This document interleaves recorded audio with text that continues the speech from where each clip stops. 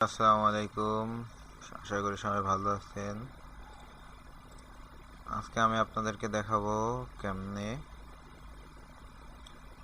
কম্পিউটারের default antivirus যেটা Windows defender ওটা বন্ধ এবং চালু করতে হয়। চলেন তাহলে দেখা যাক। প্রথমে আমরা উইন্ডোজের স্টার্টে ক্লিক করব, এরপর সেটিংয়ে যাব।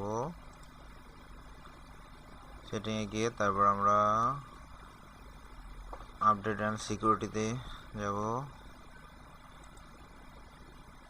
তারপরে আমরা ক্লিক করব উইন্ডোজ সিকিউরিটিতে গিয়ে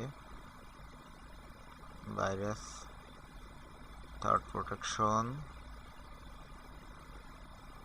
এখান থেকে আমরা মোড সেটিংয়ে যাব। যে রিয়েল টাইম এটা আমরা বন্ধ করে দেব। ইয়েস, তাহলেই আমাদের অ্যান্টিভাইরাসটা বন্ধ হয়ে যাবে। এবার এই সেম প্রসেসেই আবার আমরা এটা চালু করব। সেটিংয়ে গিয়ে update security, Windows security, virus thread protection, এখান থেকে যে ভাইরাস থ্রেড প্রোটেকশন এটা টার্ন অন করে দেব। বাস, হয়ে গেল আমাদের অ্যান্টিভাইরাস কেমনে বন্ধ করতে হয় এবং চালু করতে হয় আমরা শিখে গেলাম। আল্লাহ হাফেজ।